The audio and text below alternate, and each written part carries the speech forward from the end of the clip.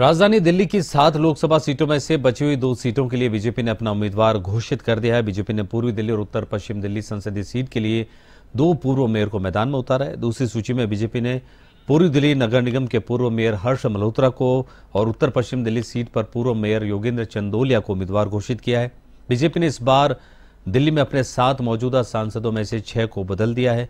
भाजपा को चुनाव में हैट्रिक दिलाने वाले करोल बाग से पहले राजनेता योगेंद्र चंदोलिया के साथ ही एमसीडी के स्थायी समिति के अध्यक्ष रह चुके हैं।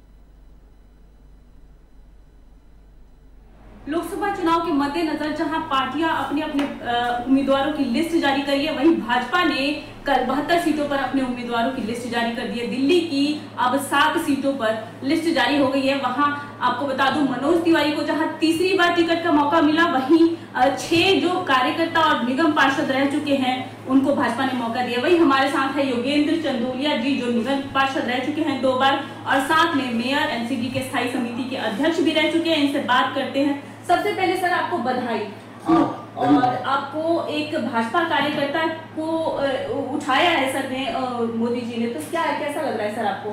देखिए, मैं भारतीय जनता पार्टी का जमीनी कार्यकर्ता रहा हूँ।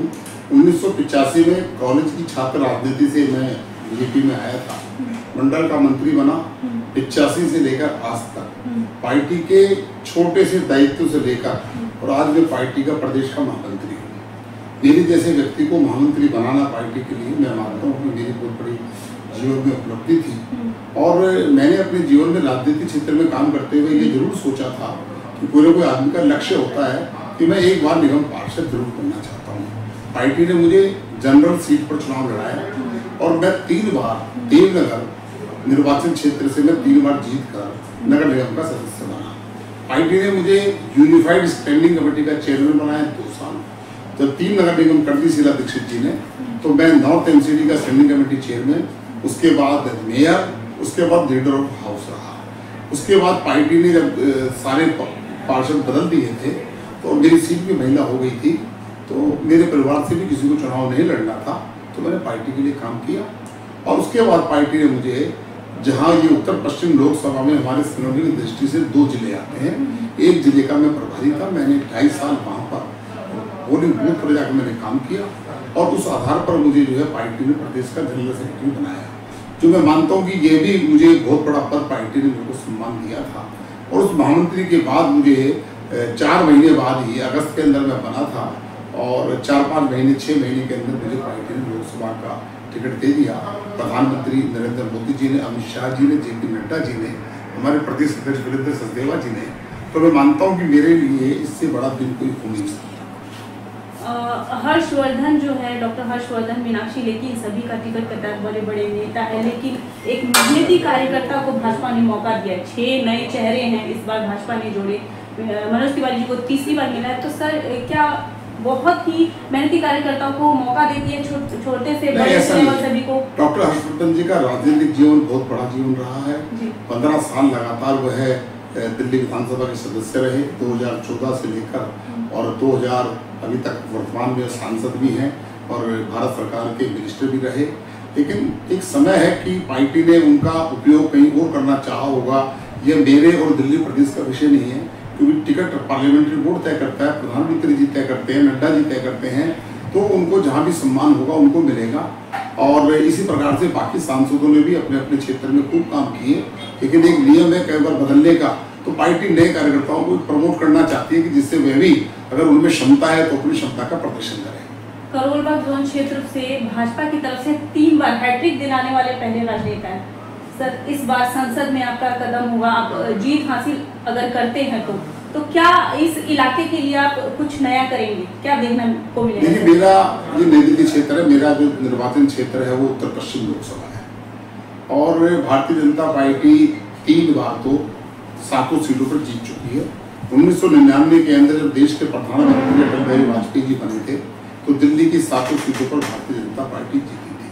2014 में जब नरेंद्र मोदी जी आए तो 7 सीटें भारतीय जनता पार्टी जीती।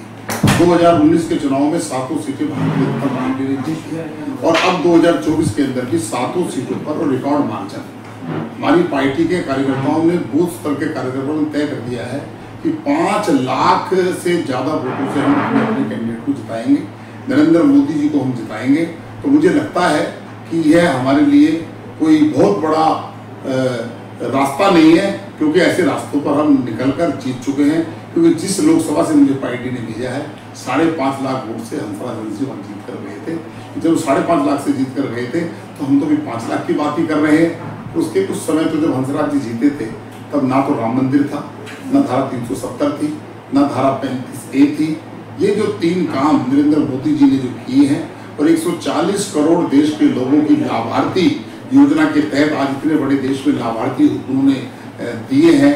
उज्ज्वला योजना के तहत 9 करोड़ से ज्यादा बहनों को उज्ज्वला का कनेक्शन, देश में रहने वाले प्रत्येक व्यक्ति को 2 कोविड के इंजेक्शन जो उन्होंने लगवाए हिंदुस्तान के अंदर वो बने। मोदी जी से पहले तो यहाँ पर कोई किट भी नहीं बना करती थी, किट डॉक्टरों के पास किट भी नहीं थी। तो कुल मिलाकर जो है नरेंद्र मोदी जी ने जो इंफ्रास्ट्रक्चर देश में खड़ा किया है, कितने एम्स बने, कितने एयरपोर्ट बने, कितने देश के रेलवे स्टेशनों की अगर आप बात देखेंगे ऐसा लगता है कि आज वो रेलवे स्टेशन उस प्रकार की नहीं रहे। कितने ही फाटक पे जो ट्रेन रुकती थी वो फाटक और भी अंडरब्रिज बन रहे हैं। तो मोदी जी ने जो बेसिक काम लोगों का होना था, वंदे भारत ट्रेन किस प्रकार से दौड़ती है, तो ये कुल मिलाकर मोदी जी ने सर्वांगीण विकास करने का जो तय किया है। तो सबसे बड़ी मोदी जी ने जो बात की है, उनके लिए हिंदू, मुस्लिम, सिख, ईसाई कोई बिरादरी नहीं है। मोदी जी ने 4 बिरादरियां तय की हैं। उसमें एक देश की आधी आबादी महिलाओं की होती है, एक बिरादरी महिला, देश का युवा, देश का किसान और देश का जो है गरीब आदमी। और उसकी योजना के तहत मोदी जी ने 25 करोड़ से ज्यादा लोगों को गरीबी की रेखा से ऊपर उठाया है। इससे बड़ा मोदी जी गरीब लोगों के लिए इससे ज्यादा और कम क्या कर सकते हैं। और यही प्रगति रही तो देश का व्यक्ति 2047 तक हर व्यक्ति, हर परिवार आत्मनिर्भर होगा और देश 2047 के अंदर पूर्ण रूप से भारत विकसित होगा। पिछली बार दिल्ली की 7 सीटों पर भाजपा ने जीत हासिल की थी। इस बार इंडिया अलायंस है आपके सामने, मिलकर काम कर रहे हैं। क्या इस बार टक्कर देखने को मिलेगी सर? इंडिया अलायंस कहाँ रह गया? कल मैं टीवी पे देख रहा था कि लालू यादव साहब के लड़के कांग्रेस को कह रहे थे तुम्हें 1 सीट देंगे। कांग्रेस वाले 16 मांग रहे थे। ममता दीदी ने तो कांग्रेस को आईना दिखा दिया। बीजू जनता दल का गठबंधन बीजेपी के साथ हो रहा है। तेलंगाना की बात करें, आंध्र की बात करें, चंद्रबाबू नायडू का समर्थन बीजेपी के साथ हो रहा है। कुल मिलाकर जो उनका जो नौटंकी थी वो आपस में उनका तालमेल नहीं है। उनके एजेंडे जो हैं सबके अलग अलग हैं और उनकी तुष्टीकरण की राजनीति के तहत नरेंद्र मोदी जी के नेतृत्व में 400 सीटें भारतीय जनता पार्टी जीतेगी। तो आपका कहना है 400 पार। पहले एमसीडी में आपने काम किया, आप सीधा लोकसभा की तैयारी, कैसा लग रहा है सर? देखिए, मैंने पहले कहा कि मैंने एमसीडी में 15 साल काम किया है और पार्टी ने मुझे जो मौका दिया है, मैं अपने अनुभव के आधार पर निश्चित तौर पर मेरे वहाँ पर 24.5 लाख मतदाता है। उन मतदाताओं की जन भावनाओं का आदर करते हुए मेरे कार्यकर्ताओं के दम पर क्षेत्र के सर्वांगीण विकास के लिए मैं भरसक प्रयास करूंगा और जहां तक जो होगा, जो काम दिल्ली सरकार के कारण नहीं हो पा रहे उन मुद्दों को उठाऊंगा और जो काम मोदी जी के हैं उनको सिरे चढ़ाने का प्रयास करूंगा। जी धन्यवाद हमसे बात करने के लिए। तो ये थे योगेंद्र चंदोलिया जी, भाजपा के नए प्रत्याशी, जिन्होंने बताया है कि ये अपनी पार्टी के लिए पूरी तरह से खरे उतरेंगे और यहाँ पर जीत हासिल करेंगे। मैं आरती राय, A1 TV दिल्ली।